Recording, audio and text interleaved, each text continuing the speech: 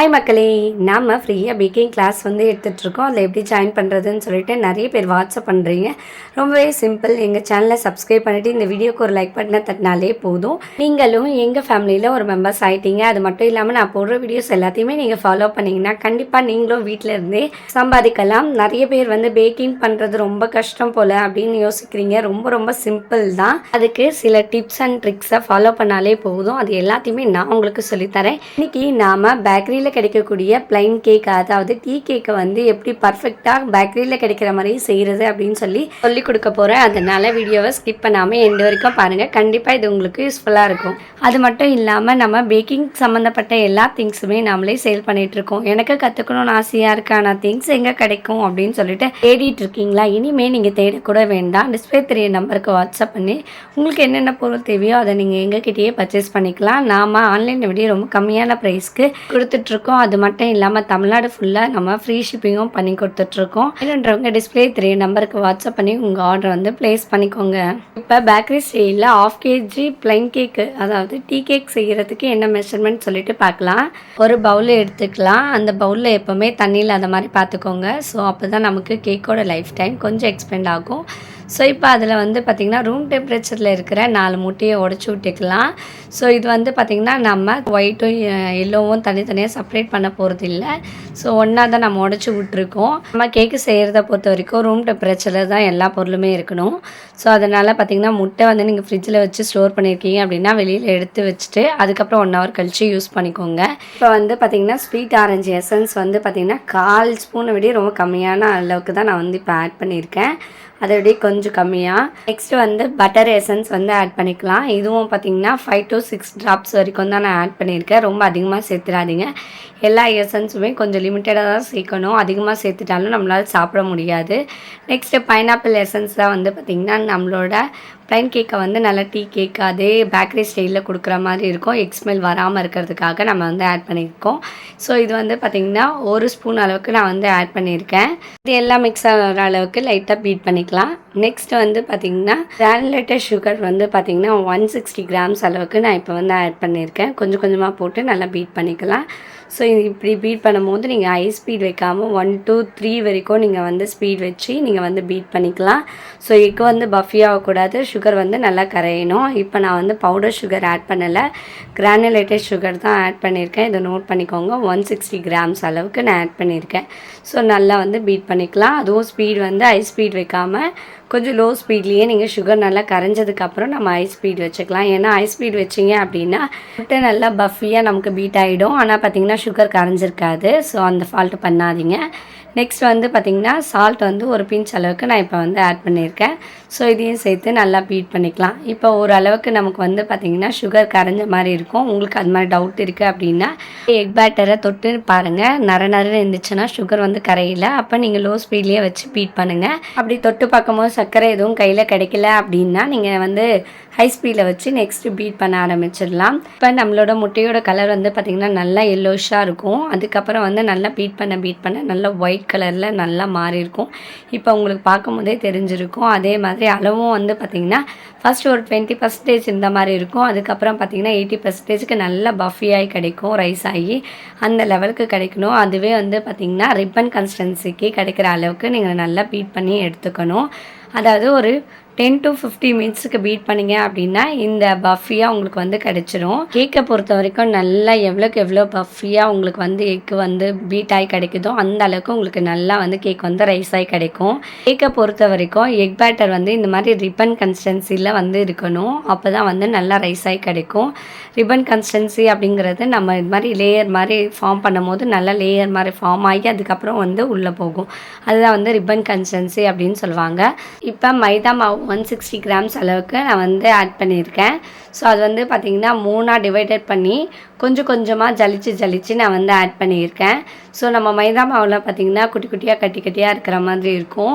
So அது கேக்கில் ஏர் bubbles ஏற்படுத்தும். அது மட்டும் இல்லாமல் நமக்கு மாவு சரியாக மிக்ஸ் ஆகாத மாதிரி இருக்கும். அதனால் இந்த மாதிரி ஜலிச்சுட்டு அதுக்கப்புறம் கொஞ்சம் கொஞ்சமாக நம்ம ஆட் பண்ணிக்கலாம். ஸோ அந்த மாதிரி நான் 3 times கொஞ்சம் கொஞ்சமாக ஆட் பண்ணி நல்லா மிக்ஸ் பண்ணிக்கிறேன். பீட்டர் வச்சு மிக்ஸ் பண்ணும் போது நமக்கு வந்து பார்த்திங்கன்னா மாவு சைடெல்லாம் ஒதுங்கியிருக்க மாதிரி இருக்கும். அதனால் இந்த மாதிரி ஸ்பேட்சுலா வச்சு நல்லா எடுத்து விட்டுட்டு லைட்டாக திரும்பியும் வந்து பீட் பண்ணி எடுத்துக்கோங்க. ஸோ அதுக்கப்புறம் ஃபைனலாக வந்து திரும்பியும் ஒரு லைட்டாக பீட் பண்ணிக்கோங்க. ஓவர் பீட் பண்ணாதீங்க, லைட்டாக மிக்சிங்கோடு நிறுத்திக்கோங்க. ஹை ஸ்பீட் வைக்க வேண்டாம். நெக்ஸ்ட் வந்து பார்த்திங்கன்னா நம்ம கேக் ஜெல் தான் யூஸ் பண்ண போகிறோம். இப்போ நான் வந்து 1/2 kgக்கு 10 கிராம்ஸ் அளவுக்கு கேக் ஜெல் வந்து எடுத்து வச்சுருக்கேன். ஸோ அதையும் வந்து ஆட் பண்ணி லைட்டாக ஒரு மிக்சிங் வந்து பண்ணிக்கலாம். நல்லா வந்து அந்த கேக் ஜெல் வந்து எல்லா இடத்துலையும் மிக்ஸ் பண்ணுற அளவுக்கு நல்லா மிக்ஸ் பண்ணிக்கோங்க. இதுக்கும் நீங்கள் ஹை ஸ்பீட் வைக்க வேண்டாம், நார்மல் ஸ்பீட்லேயே நல்லா வந்து ஒரு மிக்ஸ் கொடுத்துக்கோங்க. அந்த ஜெல் வந்து எல்லா இடத்துலையும் நல்லா மிக்ஸ் ஆகிருக்கணும்.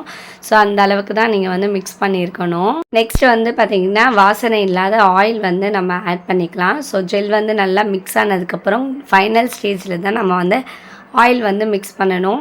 இப்போ நான் ஆயில் வந்து பார்த்திங்கன்னா 60 கிராம்ஸ் அளவுக்கு நான் வந்து ஆயில் வந்து எடுத்து வச்சுருக்கேன். இது வந்து பார்த்திங்கன்னா வாசனை இல்லாத ஆயில் தான். ஸோ ரீஃபண்ட் ஆயில் தான் நான் வந்து இப்போ ஆட் பண்ணியிருக்கேன். ஆட் பண்ணதுக்கப்புறம் ரொம்ப ஸ்மூத்தாக ஒரு மிக்சிங் தான் கொடுத்துருக்கணும். ஓவர் மிக்சிங் பண்ணவே கூடாது. நீங்கள் பண்ணிங்க அப்படின்னா உங்களோட கேக் வந்து ரைஸ் ஆகி கிடைக்காது, ரொம்ப அப்படியே ஃப்ளாப் ஆகிடும். அதனால் ஓவர் மிக்ஸ் பண்ணாமல் ஜென்டலாக, அதாவது ஹை ஸ்பீட் வைக்காமல் ஒரே ஒரு ஸ்பீட்லேயே நீங்கள் நல்லா வந்து அந்த ஆயில் வந்து மிக்ஸ் ஆகிற அளவுக்கு நல்லா மிக்ஸ் பண்ணிவிட்டு ஹீட்டராக ஆஃப் பண்ணி எடுத்து வச்சிடலாம். இதுக்கப்புறம் நல்லா மிக்ஸ் ஆகிருக்கான்னு பார்க்குறதுக்கு ஒரு ஸ்பேட்சுலா வச்சு கட் அண்ட் ஃபோல்ட் மெத்தடில் லைட்டாக வந்து மிக்ஸ் பண்ணிக்கோங்க. நான் இப்போ ஸ்பீட் வச்சுருக்கேன் வீடியோவில் அப்படிங்கிறதால கொஞ்சம் ஸ்பீடாக தெரியுது, மற்றபடி நான் கொஞ்சம் ஸ்லோவாக தான் பண்ணிகிட்ருக்கேன். ஸோ அதை நல்லா மிக்ஸ் பண்ணதுக்கப்புறம் இப்போ நான் 8 இன்ச் டின்னில் ஆயிலும் மைதாவும் போட்டு டஸ்ட் பண்ணியிருக்கேன். ஸோ உங்களுக்கு வேணும் அப்படின்னா பட்டர் ஷீட் கூட நீங்கள் போட்டுக்கலாம். போட்டுட்டு இந்த பேட்டரை வந்து ஷிஃப்ட் பண்ணிக்கலாம். ஸோ நான் 8 இன்ச் டின் தான் என்கிட்ட இருக்குது அப்படிங்கிறதுனால அதை வந்து யூஸ் பண்ணியிருக்கேன். 7 இன்ச் டின் தான் வந்து பார்த்திங்கன்னா நீங்கள் பேக்கரிக்கு கொடுக்குறீங்க அப்படின்னா உங்களுக்கு பீஸ் வந்து கரெக்டாக வரும். ஸோ அதுக்கப்புறம் வந்து ஒரு டூத் பிக் வச்சு ஏர் பபிள்ஸ் எல்லாம் நம்ம ரிலீஸ் பண்ணிவிட்டு 2 வாட்டி டேப் பண்ணிக்கோங்க. ஆல்ரெடி வந்து பார்த்திங்கன்னா ஓடிஜியை 180 டிகிரி செல்சியஸில் top and bottom rod on பண்ணி 10 மினிட்ஸுக்கு ப்ரீ ஹீட் வந்து பண்ணியிருந்தேன். இப்போ வந்து அதே தான் 180 டிகிரி செல்சியஸில் top and bottom rod on பண்ணிவிட்டு இப்போ வந்து 35 மினிட்ஸுக்கு நான் பேக் பண்ணி எடுத்திருக்கேன். சூப்பராக வந்து பேக் ஆகி வந்திருக்கு. ஸோ பேக் பண்ணி வந்திருக்கா இல்லையான்னு ஒரு டூத் பிக் வச்சு நல்லா குத்தி பார்த்து எடுத்தீங்க அப்படின்னா நல்லா உங்களுக்கு ஒட்டாமல் கிடைக்கணும். ஸோ இதுதான் கரெக்டான ஸ்டேஜ். நல்லா ஒட்டாமல் கிடச்சிருக்கு. நல்லா ஆற வச்சுட்டு தான் நம்ம வந்து கட் பண்ணணும். இன்றைக்கி கொஞ்சம் எனக்கு வேலை இருக்குது அப்படிங்கிறதுனால லைட்டாக ஆறுறதுக்கு முன்னாடி நான் எடுத்து கட் பண்ணிட்டேன். நீங்கள் நல்லா ஆறுனதுக்கு அப்புறமே எடுங்க. ஸோ இப்போ வந்து பார்த்திங்கன்னா சைடில் நல்லா நைஃப் எல்லாம் வச்சு லைட்டாக எடுத்து விட்டிங்கனாலே அழகாக வந்து நம்மளோட டீ கேக் வந்து வந்துடும். ஸோ அதுக்கப்புறம் லைட்டாக இது மாதிரி கவுத்து போட்டிங்க அப்படின்னா சூப்பராக வந்து நமக்கு கிடச்சிடும். சைட்லலாம் வந்து பார்த்திங்கன்னா அந்த மாவோட ஸ்மெல்லும் முட்டையோட ஸ்மெல்லும் லைட்டாக இருக்கும். அதனால் இந்த மாதிரி லைட்டாக சைடெல்லாம் கட் பண்ணி எடுத்துக்கலாம். 4 சைடுமே அந்த மாதிரி கட் பண்ணி நம்ம எடுத்துடலாம். ஸோ அப்போ தான் அந்த ஸ்மெல்லெல்லாம் ஹெவியாக இருக்காது. அதே மாதிரி நம்ம கேக்கை பொறுத்த வரைக்கும் ஒரு நாள் வச்சு 2வது நாள் சாப்பிட்டோன்னா இன்னுமே டேஸ்ட்டாக இருக்கும். ஸோ இப்போ தேவையான அளவுக்கு நம்ம வந்து பீஸ் பண்ணிக்கலாம். ஸோ நீங்கள் வந்து இப்போ பேக்கரிக்கு வந்து கொடுக்குறீங்க அப்படின்னா ஒரு பீஸ் 9 ருபீஸ்க்கு கொடுக்கலாம். அதுவே நீங்கள் சேல் பண்ணுறீங்க அப்படின்னா 10 ருபீஸ்க்கு கொடுக்கலாம். அதுவே வந்து பார்த்திங்கன்னா நான் 1/4 kg 1/2 kg சேல் பண்ணுறேன். எவ்வளோக்கு நான் இதை வந்து கொடுக்கலாம் அப்படின்னா 1/4 kg வந்து 150 ருபீஸ்க்கும், 1/2 kg வந்து 300 ருபீஸ்க்கும், 1 kg வந்து 550 இல்லைனா 600 ருபீஸ்க்கு நீங்கள் வந்து சேல் பண்ணலாம். நம்ம பேக்கரி ஸ்டைலில் செய்கிறதுல ஒரே ஒரு மிஸ்டேக் மட்டும் வரும். அது என்ன அப்படின்னா கேக் ஜெல் யூஸ் பண்ணுறது தான். நான் சொல்லியிருக்க மெத்தடில் நான் சொன்ன டைமில் நீங்கள் கரெக்டாக கேக் ஜெல் வந்து யூஸ் பண்ணிங்க அப்படின்னா உங்களுக்கு வந்து பர்ஃபெக்டாக வந்து ஒரு டீ கேக் வந்து உங்களுக்கு அப்படியே பேக்கரி ஸ்டைலில் அதே டேஸ்ட்டில் உங்களுக்கு வந்து கிடைக்கும். இல்லை அப்படின்னா அந்த கேக் ஜெல் வந்து அடியில் வந்து அப்படியே வந்து ஒரு லேயர் மாதிரி ஃபார்ம் ஆகிடுச்சு அப்படின்னா அது வந்து ஒரு ஹார்டாக மாறிடும். இந்த மாதிரி மிஸ்டேக்ஸ்லாம் எதுவும் வரக்கூடாது.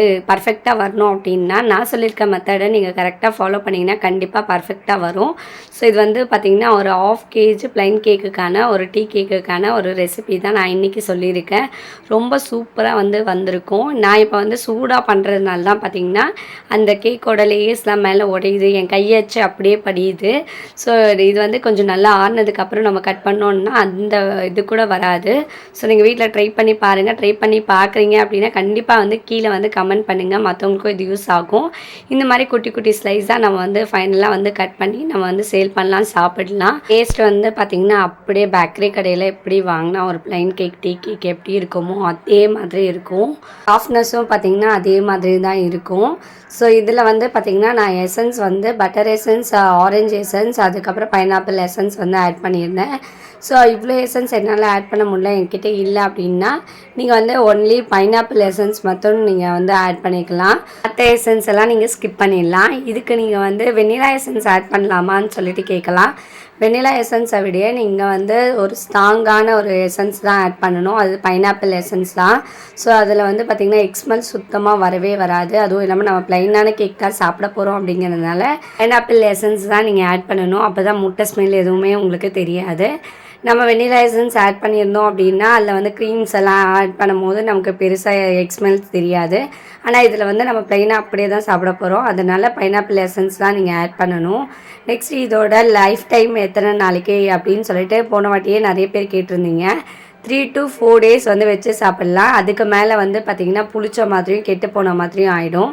அதனால் மேக்ஸிமம் வந்து 4 days வச்சுருக்கலாம். அதுவும் நார்மல் ரூம் டெம்பரேச்சர்லேயே நீங்கள் ஸ்டோர் பண்ணி சாப்பிடலாம். ஸோ அதுக்கு மேலெல்லாம் நீங்கள் ஸ்டோர் பண்ணி வச்சுருக்காதீங்க. நான் இப்போ கொடுத்த இன்ஃபர்மேஷன் எல்லாமே உங்களுக்கு யூஸ்ஃபுல்லாக இருந்திருக்கும். இந்த வீடியோ உங்களுக்கு யூஸ்ஃபுல்லாக இருக்குது அப்படின்னா மறக்காமல் ஒரு லைக் பட்டனை தட்டி விடுங்க. மற்றவங்களுக்கு யூஸ்ஃபுல்லாக இருக்கும்னு நினச்சிங்கன்னா மறக்காமல் ஷேர் பண்ணி விடுங்க. இதோட நெக்ஸ்ட்டு கிளாஸில் நான் உங்களை மீட் பண்ணுறேன். ஏதாவது டவுட்னா கீழே கமெண்ட் பண்ணுங்கள். பாய்.